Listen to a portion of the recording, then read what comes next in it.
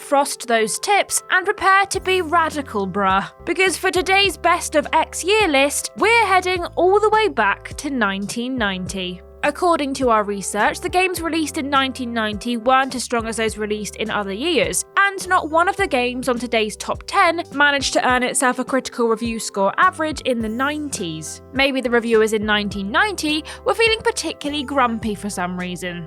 As ever, before we get to it, we must go over the rules. A game can qualify for one of these best of X year lists if it was released in the year in question in at least one territory and garnered a minimum of 7 professional reviews. We don't count ports, re-releases or collections as they get ranked amongst the best of their original release year. Finally, 1990s as far back as we're going with these videos, as review scores are a little harder to come by for earlier years. Well, that's all the housekeeping done, let's get on with it. I'm Ashton from TripleJump, and here are the 10 best games of 1990.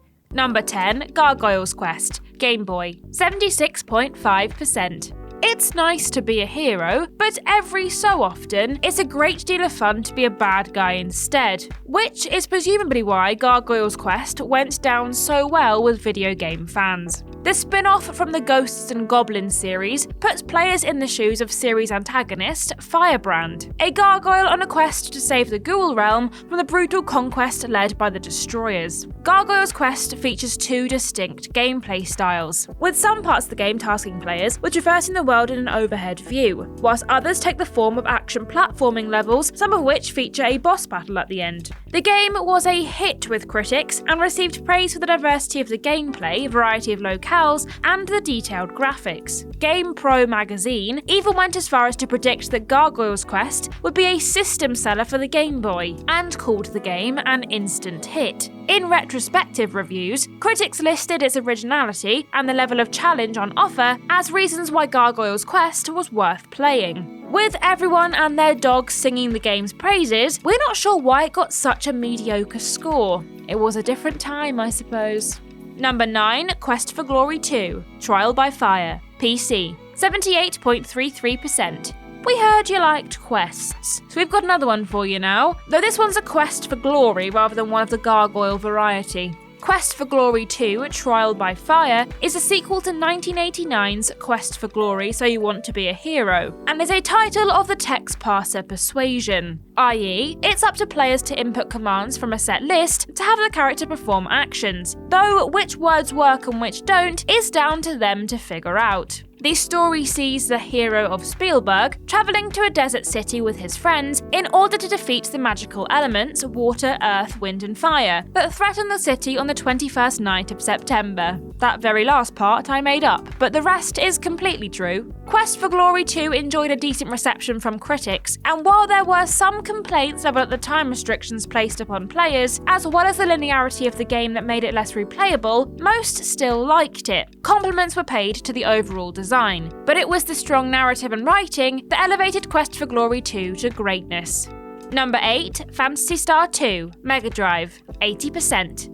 Although it was originally released in Japan in 1989, the Mega Drive exclusive Phantasy Star 2 didn't make its way to the West until the following year. The game is the second installment of the Phantasy Star series and serves as a sequel to its predecessor, taking place some 1,000 years later. The story of Phantasy Star 2 follows Rolf, a government agent, and his friends as they embark on a mission to discover why Mother Brain, the protector of planet Motor, has begun malfunctioning. The gameplay shares a great deal of similarities with the first Phantasy Star title, though it abandons the first-person view in favour of a top-down perspective for exploration, and third-person for battles, which are turn and menu-based. One of Phantasy Star 2's USPs was its sheer size, and there were reports that it would take players somewhere in the region of 250 hours to complete, which was entirely unheard of at the time. Critics were also fond of its gorgeous graphics, unique sci-fi storyline, and the level of challenge presented to players. Phantasy Star 2, more like Phantasy Star, who's gonna cover my shift at work because I'm gonna need several days off to complete this game. Got 'em! Number 7, Granada, Mega Drive, 80.5%. Prepare to satisfy those itchy trigger fingers now, boys, girls, and others, because it's shooter time! Granada is set in the distant future of 2016, by which time a war has erupted over the mining rights to rare metals on the continent of Africa. Things are further exacerbated by new weapons called Maneuverceptors, and it's up to players to get behind the wheel of one of the Maneuverceptor tanks and put an end to the conflict for good. The game itself is a multi-directional shooter, and players must move their tank through 8 different stages, shooting everything in their path. The tanks themselves are capable of 2 modes of fire, the primary rapid fire mode and a secondary energy shot, which is more powerful but causes recoil. And throughout the stages, players can collect various items to give them a boost. Granada was very well received by critics, who commended its audio-visual presentation, intuitive controls, exciting gameplay, and replay value. It was even nominated for a Game of the Year award, though it sadly lost out, and in more recent years, has appeared on lists of underrated Sega Mega Drive games. You're not underrated in our books, Granada. We think you're just spiffy. Number 6, The Secret of Monkey Island, PC, 81.25%. Considering that The Secret of Monkey Island is considered by many to be one of the greatest games ever made, I'm a little surprised its average review score isn't higher. Must be those wacky 90s numbers again. Developed and published by Lucasfilm Games, The Secret of Monkey Island stars Guybrush Threepwood, a young man with one of the most brilliant names in all of gaming, who dreams of becoming a pirate. Players must guide Guybrush around the game's 2D world, interacting with the environment using a variety of commands and collecting items that can be used to solve puzzles. Though some critics complained that the game was too pricey, we imagine those same critics would have a heart attack if they saw how much a brand new PS5 title will set you back. The response to The Secret of Monkey Island was generally positive. Both reviewers and players enjoyed the puzzles, controls, graphics and animations, and the game's sense of humour. Despite only enjoying modest sales, The Secret of Monkey Island birthed an entire franchise, one of which, some 30 years after its debut, shows no signs of slowing down. Number 5, PGA Tour Golf, PC, 82%.